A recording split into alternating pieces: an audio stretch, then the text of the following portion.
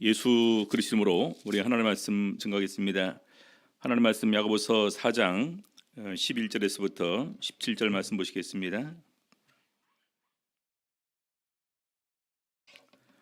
야고보서 4장 11절에서부터 17절 말씀 같이 읽겠습니다. 형제들아, 피차에 비방하지 말라. 형제를 비방하는 자나 형제를 판단하는 자는 곧 율법을 비방하고 율법을 판단하는 것이라. 네가 만일 율법을 판단하면 율법의 준행자가 아니요 재판자로다. 입법자와 재판자는 오직 하나이시니 능히 구원하기도 하시며 멸하기도 하시느니라. 너는 누구간데 이웃을 판단하느냐? 들으라, 너희 중에 말하기를 오늘이나 내일이나 우리가 아무 도시에 가서 거기서 1년을 유하며 장사하여 일을 보리라 하는 자들아, 내일 일을 너희가 알지 못하는도다. 너희 생명이 무엇이뇨? 너희는 잠깐 보이다가 없어지는 안개니라. 너희가 도리어 말하기를 주의 뜻이면 우리가 살기도 하고 이것저것을 하리라 할 것이오늘, 이제 너희가 허탄한 자랑을 자랑하니 이러한 자랑은 다 악한 것이라. 이러므로 사람이 선을 행할 줄 알고도 행치 아니하면 죄니라. 오늘 이 시간에는 비방과 오만에 대한 경고라는 제목으로 우리 야고보서 4장 말씀 가지고 같이 은혜 나누는 시간 갖도록 하시겠습니다. 특별히 세상과 벗하지 말라라는 부분을 이렇게 4장에서 증거를 하고 난 다음에 이어서 이제 우리 형제간의 관계에서 비방하거나 또 우리 하나님과의 관계에서 중요한 이런 두 가지를 얘기를 하고 있습니다. 먼저 우리 11절 보게 되면은요, 형제들아, 대상은 형제들입니다. 형제들, 주 안에 함께 신앙생활하는 우리 믿음의 성도들에게 하시는 말씀이죠. 피차에 비방하지 말라. 피차에 비방. 우리가 보통 비난, 또 비판, 비방, 판단 뭐 이렇게 이제 그 글자 좀 이렇게 이제 그 차이가 있고 나름대로 거기에 대해서 의미도 좀 이렇게 차이가 있지만, 아무튼 이 비방하지 말라라는 부분은 우리 형제간에 서로 이렇게 이 공격의 의미가 조금 더 이렇게 가미된 그런 부분이다라고 얘기할 수 있습니다. 그러면서 형제를 비방하는 자나 형제를 판단하는 자는 곧 율법을 비방하고 율법을 판단하는 것이라. 우리 보통 이제 그 형제자매를 판단하거나 비방하는 것은 나름대로 자기의 기준이 있기 때문에 그 기준을 가지고 형제를 비방하거나 판단하는 것이다, 이렇게 얘기할 수 있습니다. 자, 그런데 그 다음에 말하기를 네가 만일 율법을 판단하면 율법의 준행자가 아니요 재판자로다. 실제적으로 우리 자신도 하나님께서 정하신 말씀과 이 법의 기준에 따라서 우리도 심판을 받을 수밖에 없는 존재이지, 우리가 그 말씀을 가지고 다른 사람들을 판단하거나 다른 사람들 갖다 이렇게 예단할 수 있는 그런 그 존재가 아니다라는 것입니다. 근본적으로 우리는 그런 자격이 우리에게 주어지지 않았다라는 것입니다. 그렇죠? 하나님의 말씀은 이 모든 사람에게 다 적용이 됩니다. 근데 그 말씀을 가지고 우리가 다른 사람을 판단하는 것은 그 말씀을 세우신 하나님을 모독하는 것과 마찬가지다. 그래서 우리 이 12절 보면 이렇게 얘기를 하고 있습니다. 입법자와 재판자는 오직 하나이시니. 누구십니까? 법을 세우신 분도 하나시고 그 법을 근거로 판단하시는 분도 하나님이십니다. 그렇죠? 그래서 우리가 입법자도 될 수도 없고 우리는 판단자도 될 수가 없어요.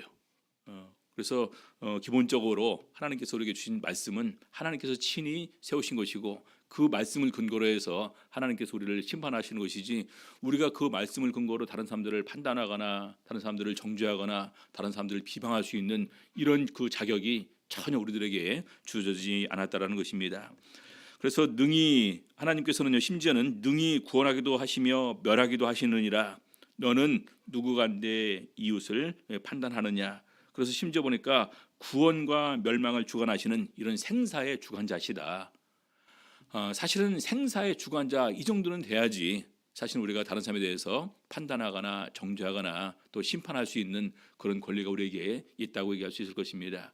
그래서 근본적으로 우리 사람에게는 판단과 정죄와 어떤 그런 비방, 비평 이런 부분의 자격이 전혀 없다라는 생각을 꼭 우리가 이렇게 하셔야 됩니다. 우리 예수님께서도 우리 비판에 관해서 이렇게 우리들에게 교훈을 주셨습니다. 마태복음 7장 1절부터 5절까지 보시면은요, 비판을 받지 아니하려거든 비판하지 말라. 너희의 비판하는 그 비판으로 너희가 비판을 받을 것이요 너희의 헤아리는 그 헤아림으로 너희가 헤아림을 받을 것이니라. 중요한 것은요, 우리가 비판하는 그 비판으로 나를 그대로 나에게 적용해서 나를 판단하시겠다는 거예요. 근데 우리가 이제 우리 뒷담화라고 이렇게 얘기하지 않습니까? 근데 우리 사람들이 이제 우리 보통 그런 말 합니다. 임금이 없는 데서는 우리 이제 임금님도 욕한다. 하는 것처럼 우리가 이제 다른 사람 없는 가운데서 이렇게 그 사람 안에서 이렇게 얘기할 수 있습니다. 물론 그것을 갖다 우리가 항상 이렇게 주의하는 건 주의를 해야 되는데 그럼에도 불구하고 우리가 그냥 그 아차하는 사이에 자연스럽게 본능적으로 우리 주제가 사람이기 때문에 나올 수밖에 없습니다. 도시는 그래도 좀 덜한데 시골로 갈수록 더욱더 특별히 이렇게 하는 게 없잖아요. 그러니까 어떤 문화적인 어떤 그런 부분들도 별로 이렇게 누리지 않는 가운데서 관심사가 오로지 사람입니다. 그러니까 사람에 대해서도 더 이렇게 얘기를 하는 경향이 있는데 아무튼 그럼에도 불구하고 다른 사람을 갖다가 신이 비방하는 이런 부분들은 우리가 주의를 해야 됩니다. 자, 그래서 3절에 보니까요. 어찌하여 형제의 눈 속에 있는 티는 보고 네 눈 속에 있는 들보는 깨닫지 못하느냐. 다른 사람들의 허물은 잘 보이는데 내 허물은 잘 보지 못한다. 보라, 네 눈 속에 들보가 있는데 어찌하여 형제에게 말하기를 나로 네 눈 속에 있는 티를 빼게 하라 하겠느냐. 5절 외식하는 자여 먼저 네 눈 속에서 들보를 빼어라. 그 후에야 밝히 보고 형제의 눈 속에서 티를 빼리라. 그래서 중요한 것은요, 다른 사람들의 허물과 잘잘못을 우리가 지적하고 비방하는 것보다 그 전에 처량돼야 될 것이 나의 허물과 잘못을 깨닫고 내가 먼저 그런 부분에서 겸손하고 낮아지는 이런 모습을 선택하는 것이 더욱더 중요한 것이다라는 부분을 알 수가 있습니다. 자, 로마서에서는요 이렇게 증거를 합니다. 로마서 2장 1절부터 보게 되면은요, 그러므로 남을 판단하는 사람아, 물론 누구든지 내가 핑계치 못할 것은 남을 판단하는 것으로 네가 너를 정죄함이니 판단하는 네가 같은 일을 행함이니라. 우리 사람들은요 쉽게 다른 사람들의 그 행위와 말에 대해서 지적을 하지만 어느 순간에 나도 그런 모습을 보일 때가 있습니다. 근데 내가 다른 사람의 그런 모습을 갖다가 강하게 비방하면서 정죄했다고 할 때 그 정죄는 내 스스로 나에게 대한 정죄도 포함되는 거라는 거예요. 그래서 보니까 네가 너를 정죄함이니 판단하는 네가 같은 일을 행함이니라. 사실 우리가 제일 많이 범하는 것입니다. 그래서 이제 가끔가다 우리 이제 그 나이 드신 분들에 관해서 얘기를 하면 지혜로우신 분들은 함부로 얘기하지 말아라. 자네들도 나중에 나이가 들었을 때 어떤 모습을 변할지는 아무도 모르는 거다. 사람은 변하지 않습니까? 30대, 40대, 50대, 60대 이렇게 쭉 이제 변하게 되는데 그러면서 어떻게 변할지는 아무도 몰라요. 근데 나중에 이제 많은 사람들이 얘기하기를 나이가 들어가면서는 고집만 세워지고 그리고 욕심만 많아진다. 그래서 그런 부분에 정말로 주의를 해야 된다. 그래서 정말로 더욱더 사람들 앞에서 사랑받기 위해서 언행에 주의를 해야 된다. 이런 부분에 관해서 이렇게 결심을 세우시는 우리 어른들도 있는 것을 보게 됩니다. 그래서 중요한 것은 바로 남의 허물을 지적하는 것은 나의 허물을 먼저 지적하는 것과 마찬가지다라는 생각을 가져야 됩니다. 자, 그래서 2절 보니까요. 로마서 2장 2절 이런 일을 행하는 자에게 하나님의 판단이 진리대로 되는 줄 우리가 아노라. 로마서 2장에서 보게 되면은 하나님께서 어떻게 판단하시고 보응하시느냐 세 가지를 얘기를 하고 있는데요. 제일 첫 번째가 하나님은 진리대로 판단하신다는 것입니다. 우리에게 주신 진리대로. 자, 그다음에 5절 보니까요. 다만 네 고집과 회개치 아니한 마음을 따라 진노의 날 곧 하나님의 의로우신 판단이 나타나는 그날에 임할 진노를 네게 쌓는도다. 다시 말해서 두 번째는 하나님의 의로우신 판단이라는 것입니다. 하나님의 의로우신 판단. 여러분 그 보통 얘기를 할 때 아까 죄인이 죄인을 심판할 자격은 없습니다. 그렇죠? 근데 오직 하나님께서 말씀을 통해서 의의 기준을 우리에게 제시를 하셨습니다. 그래서 그 의의 기준의 말씀을 가지고 하나님께서는 우리를 판단하십니다. 그다음에 6절 보니까요. 하나님께서 각 사람에게 그 행한 대로 보응하시되 행한 대로 우리의 행한 대로. 그래서 우리 로마서 2장 1절부터 8절까지 사이에서는요. 우리 하나님의 판단의 기준을 세 가지로 이렇게 얘기를 하시는데 하나는 진리의 말씀으로, 두 번째는 하나님의 의로우심으로, 세 번째는 바로 우리 각 사람의 행한 대로 우리에게 보응하신다 이렇게 말을 하고 있습니다. 자, 그래서 중요한 것은요. 남을 판단하고 비방하기 전에 먼저 우리 자신을 바로 볼 수 있는 것, 이것이 가장 먼저 우리들에게 선행되어야 됩니다. 나 자신을 먼저 바라보게 되면은요, 우리가 다른 사람에 대해서 얘기를 하게 될 때 먼저 그 부분에서 일단 주저하게 됩니다. 속으로 나도 참 똑같은 사람인데, 나도 그런 사람인데, 내가 더 큰 죄인인데, 본인은 내가 더 큰 죄인이고 더 많은 죄를 저질렀는데 이렇게 생각하는 사람이 다른 사람들의 작은 죄랑 그 다른 사람들의 그 적은 죄에 관해서 막 왈가왈부할 이런 마음 가질 수 있을까요? 그렇지 않습니다. 오히려 자기 죄에 대해서 통회하면서 정말 낮아지는 마음으로 하나님께 마음의 무릎을 꿇고 나가는 그런 모습으로 나타나게 될 것입니다. 그래서 제일 중요한 것은 다른 사람을 보기 전에 나를 먼저 바라보는 것, 이것이 가장 우리에게 중요한 것임을 알 수가 있습니다. 자, 그래서 우리 로마서 보게 되면은요, 이렇게 증거를 합니다. 로마서 14장 10절입니다. 네가 어찌하여 내 형제를 판단하느냐, 어찌하여 내 형제를 업신여기느냐, 우리가 다 하나님의 심판대 앞에 서리라.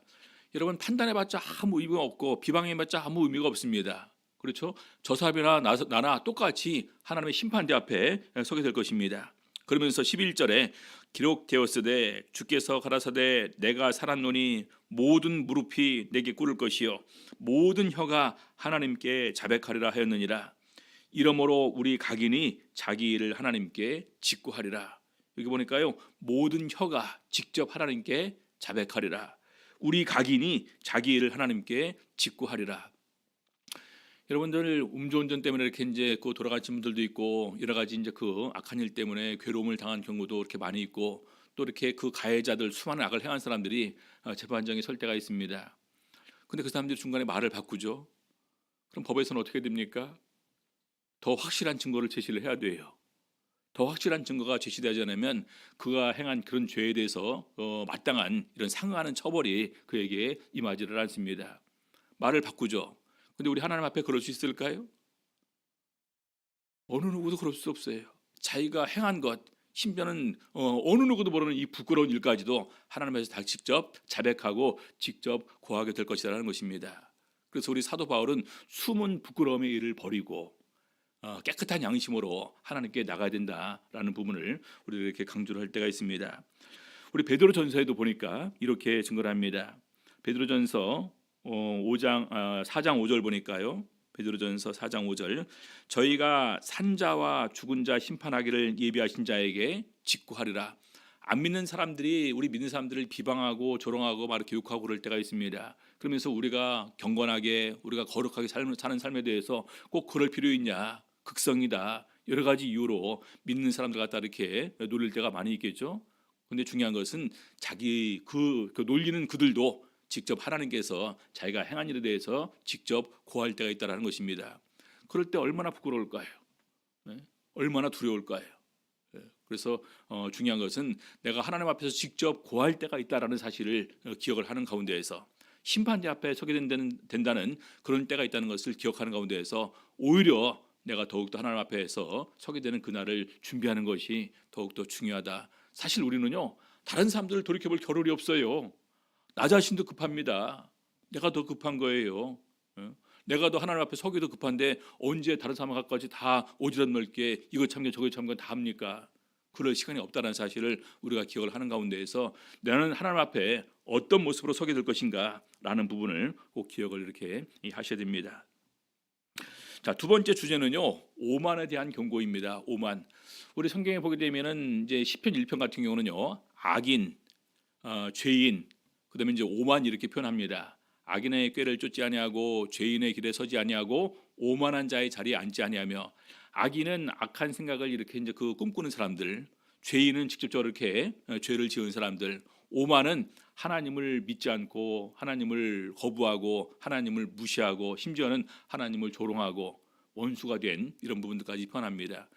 그래서 우리 로마서에서는 표현하기를 우리가 연약할 때에 우리가 죄인 되었을 때 우리가 원수 되었을 때라는 표현으로 이제 이렇게 표현하면서 바로 이제 그럴 때 하나님께서 우리를 위해서 죽어 주심으로 우리에게 대한 하나님의 사랑을 확증하셨다 이렇게 얘기를 하고 있습니다. 그래서 여기에 이 오만이 바로 아까 말했던 것처럼 오만한 자, 그다음에 하나님과 원수가 된 자들. 자, 여기에 가장 첫 번째는 뭐냐면요, 하나님을 모르고 하나님을 믿지 않는 사람들입니다. 그 사람들은 어떤 것을 계획을 세울까요? 바로 그것이 야고보서 4장 13절의 그 내용입니다.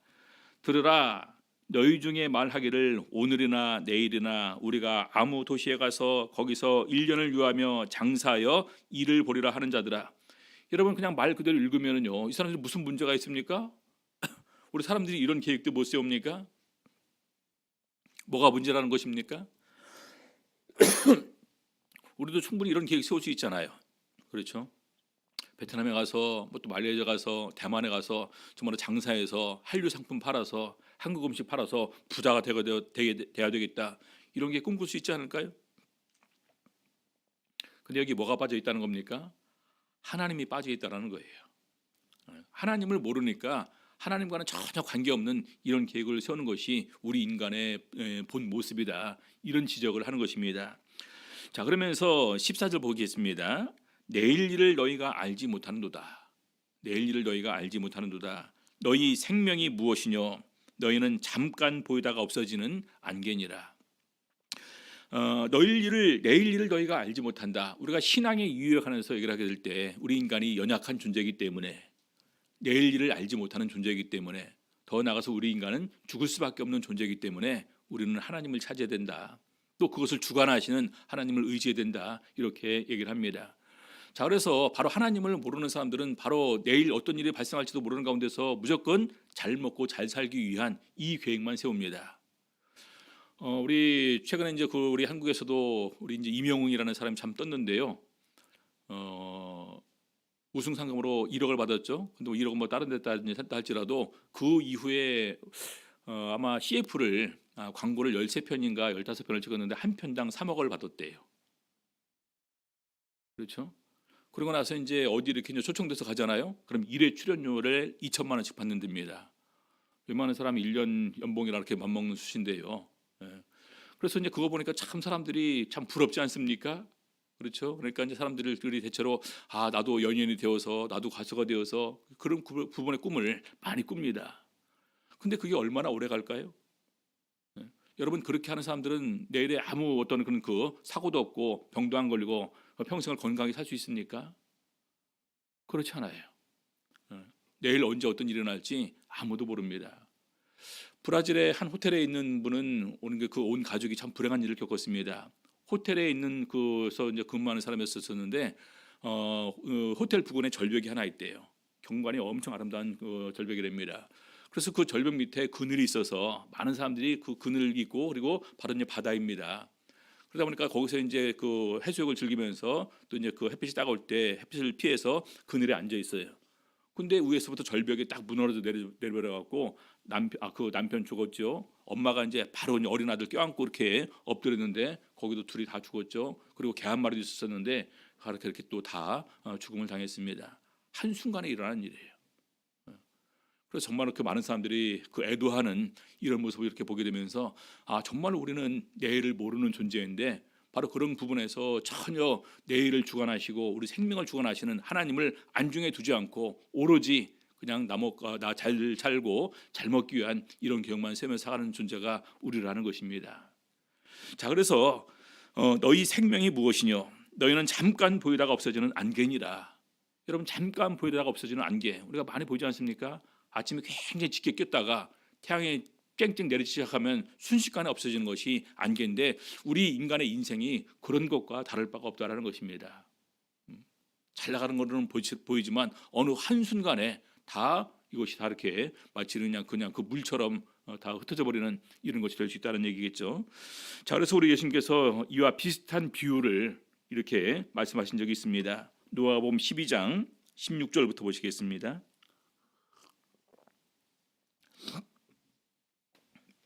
누가복음 12장 16절. 또 비유로 저희에게 일러 가라사대 한 부자가 그 밭에 소출이 풍성하매 심중에 생각하여 그러되 내가 곡식 쌓아둘 곳이 없으니 어찌할꼬 하고, 또 가로되 내가 이렇게 하리라. 내 곡간을 헐고 더 크게 짓고 내 모든 곡식과 물건을 거기 쌓아두리라. 또 내가 내 영혼에게 이르되 영혼아, 여러 해 쓸 물건을 많이 쌓아두었으니 평안히 쉬고 먹고 마시고 즐거워하리라 하되. 자, 여기까지 보게 되면 이 부자가 무슨 문제 있습니까?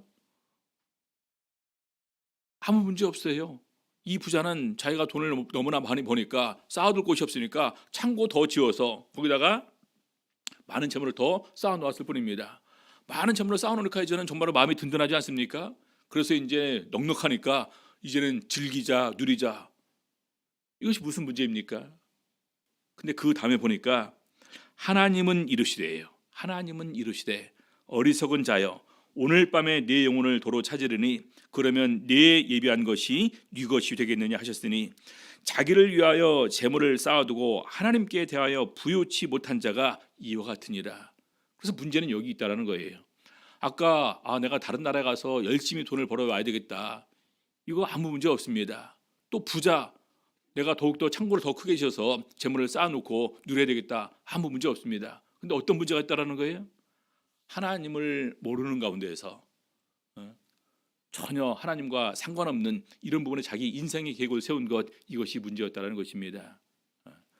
자, 그래서 사도행전 17장에 보게 되면은요 이렇게 증거를 합니다. 알지 못하던 시대에는, 하나님을 알지 못하던 시대에는 하나님이 허물치 아니하셨거니와 이제는 어디든지 사람을 다 명하사 회개하라 하셨으니 이는 정하신 사람으로 하여금 천하를 공의로 심판할 날을 작정하시고 이에 저를 죽은 자 가운데서 다시 살리신 것으로 모든 사람에게 믿을 만한 증거를 주셨음이니라. 여러분, 구약 시대는 하나님을 몰랐을 때는요 하나님께서는 허물지 않았습니다. 그런데 신약 시대에 이제는 예수 그리스도께서 이 땅에 오시고 모든 인류를 대신해서, 모든 인류의 죄를 대신해서 십자가에 달려 돌아가시고 우리 인간의 구원의 길을 열어주셨습니다. 그리고 예수님께서 친히 죽었다가 다시 사심을 통해서 우리에게 믿을 만한 증거를 주셨습니다. 여러분, 죽음과 벌을 통해서 우리에게 믿을 만한 증거는요, 죽음으로 끝나는 것이 아니라 죽음 이후에 부활이 있다, 죽음 이후에 천국이 있다, 죽음 이후에 영생이 있다라는 증거를 예수 그리스도의 부활로 주셨다라는 것입니다. 그래서 이제는 우리가 하나님을 알아야 돼요. 하나님을 모르고 사는 것 자체가 사실은 우리 인간의 오만의 한 편이다. 하나님이 없어도 모든 것을 다 할 수 있다라는 착각 속에서 사는 것과 마찬가지입니다. 근데 다 할 수 있습니까? 여러분, 다 할 수 있을까요? 인공지능이 워낙 발달하다 보니까 이제는 이제 그 개를 만들었는데 개한테만 그런 14,000개의 이런 어떤 그런 그거를 갖다가 명령어를 넣어서 바로 그런 것을 통해서 웬만한 동작을 다 할 수 있게 한다. 굉장히 정교하게 행동하게 한다. 이렇게 해서 이제 얘기를 하지만 그럼에도 불구하고 중요한 것은 영혼을 주관하시는 우리 하나님 앞에 우리 인간은 겸손해야 됩니다. 그렇죠? 자, 전도서 3장 18절에 보니까 이렇게 증거를 하고 있습니다. 내가 심중에 이르기를 인생의 일에 대하여 하나님이 저희를 시험하시리니 저희로 자기가 짐승보다 다름이 없는 줄을 깨닫게 하려 하심이라 하였노라. 우리 인생이 스스로 교만해져서 마음이 많이 높아집니다. 근데 우리 솔로몬 왕은 말하기를 우리 인생이 짐승보다 별 다를 바가 없다라는 것입니다. 19절 보겠습니다. 인생에게 임하는 일이 일반이라 다 동일한 호흡이 있어서 이에 죽음같이 저도 죽으니 사람이 짐승보다 뛰어남이 없으면 모든 것이 헛되미로다. 죽음 앞에 보니까 사람이 짐승보다 뛰어나다고 자랑해봤자 무슨 의미가 있냐는 것입니다. 짐승도 죽고 결과적으로 사람도 죽는다. 물론 우리가 짐승을 양육하고 기르고 심지어 우리가 식용으로 이렇게 먹기도 하고 그러지만 죽음 앞에서 보니까 사람이나 짐승이나 별반 다를 바가 없다라는 것입니다. 자, 그런데 중요한 게 있죠. 20절 보겠습니다. 다 흙으로 말미암았으므로 다 흙으로 돌아가나니 다 한 곳으로 돌아가거니와 인생의 혼은 위로 올라가고 짐승의 혼은 아래 곧 땅으로 내려가는 줄을 누가 알랴. 여러분, 이게 인생의 참된 비밀인데 솔로몬 왕은 과연 이 부분을 보면서 이 부분을 누가 알겠냐라는 것입니다. 여러분, 이 세상 사람들 중에서 누가 알까요? 인생의 혼은 위로 올라간다 알까요? 막연하게 그냥 저 사람들 돌아가셨으니까 제사 지내면서 그분들이 와서 드시겠지, 이런 정도에 불과합니다. 근데 정말로 우리 영혼이 하나님께 돌아간다는 사실을 누가 알까? 그래서 전도서에서는요, 신은 구 주신 하나님께로 돌아가기 전에 바로 우리 창조자를 기억하라, 이렇게 증거를 하고 있습니다. 그래서 중요한 것은 우리가 모든 삶의 계획을 세우게 될 때 나 중심의 삶의 계획인가 아니면 하나님 중심의 삶의 계획인가, 이 차이가 크다라는 것입니다. 아까 그래서 얘기했던 두 사람, 어디 가서 이렇게 장사해서 돈 벌어야 되겠다, 또 이 부자, 두 사람의 공통점이 바로 하나님 중심의 삶이 아니라 나 중심의 삶의 인생의 계획만 세우고 그렇게 실천함을 통해서 어리석은 사람, 또 하나님 앞에서 하나님을 모르고 부인하는 오만한 사람으로 이렇게 기록이 되게 되는 것입니다. 자, 그러면서 우리 야고보서 4장 15절 보겠습니다. 두 번째는요, 주의 뜻을 남용하는 사람들입니다. 너희가 도리어 말하기를 주의 뜻이면 우리가 살기도 하고 이것저것을 하리라 할 것이오늘 이제 너희가 허탄한 자랑을 자랑하니 이러한 자랑은 다 악한 것이라. 우리 인생에서 많은 계획을 세웁니다. 내가 이렇게 지금 사업을 계획하고 있는데 주님의 뜻이면 정말 성공해서 한 달에 10억도 벌 수 있을 거다. 주님의 뜻이면 왜 주님의 뜻을 거기 갖다 붙입니까? 자기의 바람이고 자기의 생각이잖아요. 자기 욕심이지 않습니까? 그래서 마치 이제 하나님을 믿지 않음에도 불구하고 그냥 이렇게 조금 믿는 척 흉내만 내면서 주의 뜻이면 괜찮을 거다. 주의 뜻이면 사고 나지 않을 것이다. 주의 뜻이면 아무 일 일어나지 않을 거다. 이렇게 그 부분을 남용하는 부분에 관해서 얘기를 합니다. 내가 무엇을 바라리요? 나의 소망은 주께 있나이다. 이건 정말로 소망을 주님께 두는 사람이 하는 거지 그냥 이렇게 형식적으로 입만 열면 하는 것이 아닙니다. 그러지 않습니까? 그래서 16절 보니까 이제 너희가 허탄한 자랑을 하니 이러한 자랑은 다 악한 것이라. 주의 뜻이면 우리가 살기도 하고 이것저것을 하리라. 이것이 주로 어디에 관계된 부분들입니까? 우리가 보통 추구하는 명예, 권세, 재물, 세상적인 향락, 이런 부분을 추구를 하면서 거기에 주의 뜻만 갖다 붙이는 거예요. 그리고 그것을 누리게 되었을 때 우리는 뭐라고 합니까? 하나님께서 나에게 주셔서 내가 이렇게 성공해서 이런 모든 좋은 것을 내가 다 누린다.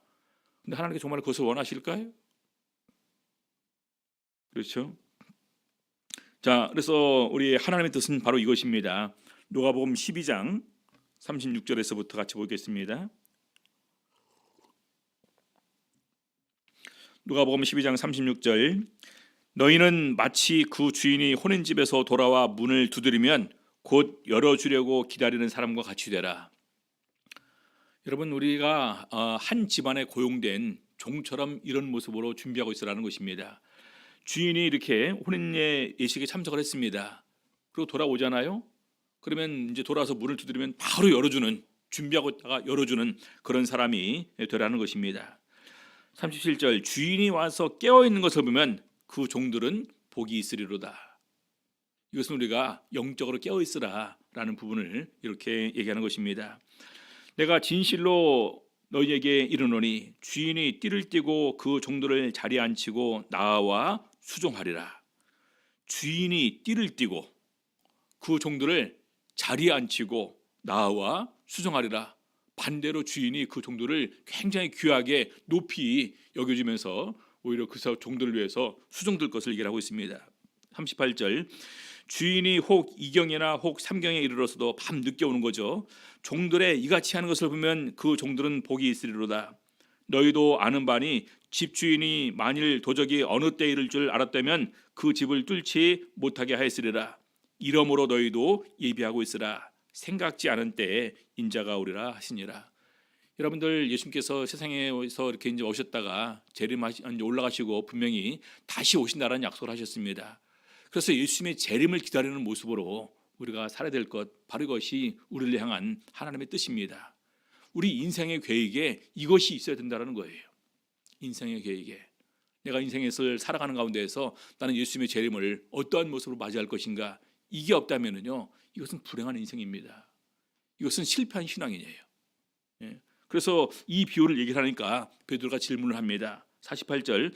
베드로가 여짜오되 주께서 이 비유를 우리에게 하심이니까, 모든 사람에게 하심이니까, 앞에 있는 이 내용을 갖다가 예수님께서 비유로 말씀하셨잖아요. 이것이 우리에게만입니까? 아니면 모든 사람에게입니까?